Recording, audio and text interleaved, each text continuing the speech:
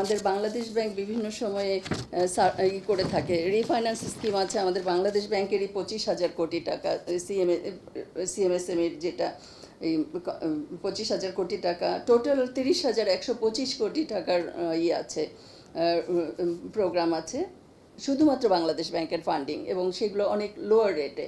আর বিভিন্ন development partner থেকেও আরও অনেক অনেক বেশি আরও হয়েছে। আমরা ঋণ দিচ্ছি, রিফাইন্যান্স স্কিম দিচ্ছি। প্রথমে দেখা গেল রিফাইন্যান্স স্কিমটা অতটা কাজ করছে না, অতটা ব্যাংকগুলো অতটা আগ্রহী হচ্ছে না, সেই জন্য আবার ওইটাকে প্রি ফাইন্যান্স স্কিমও করা হয়েছে, প্রি ফাইন্যান্স দেওয়া হচ্ছে। বাংলাদেশ ব্যাংকের আন্তরিকতা অনেক আছে।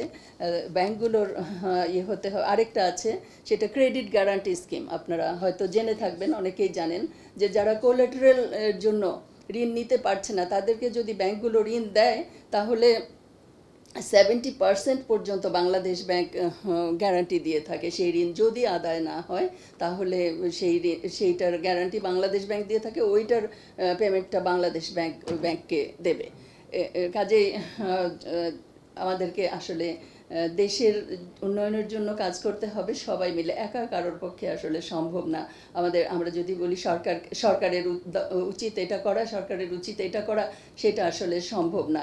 আমাদের সবারই আন্তরিক হতে হবে, সবাইকেই দেশের উন্নয়নের জন্য কাজ করতে হবে। আমরা যারা আজকে এই রুমে আছি শুধুমাত্র তারা জানলাম, অন্যরা জানলো না, সেটা হলেও হবে না। সবাইকে নিয়েই আসলে আমাদেরকে এগিয়ে যেতে হবে। আমরা একটা কথা জানি যে একা খেলে পেট ভরে, আর অনেকে মিলে খেলে মন ভরে। আমরা মন ভরার কাজ করতে চাই।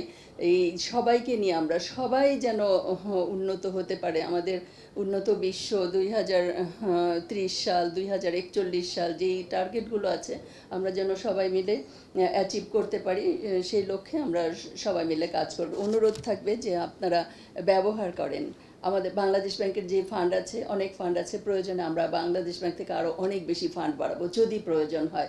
অনেক সময় দেখা যায় কিছু কিছু ফান্ড আছে আমরা অনেক ইউজই হচ্ছে না, ব্যাংকগুলো নিচ্ছে না, তখন ওই ফান্ডটা ক্রিয়েট করতে গেলেও আমাদের জন্য একটু ওই যে এই ফান্ড আছে, এত ফান্ড আছে কিন্তু ব্যবহার হচ্ছে না, ব্যবহার হোক, তাহলে আমরা আরও অনেক বেশি বাড়াবো।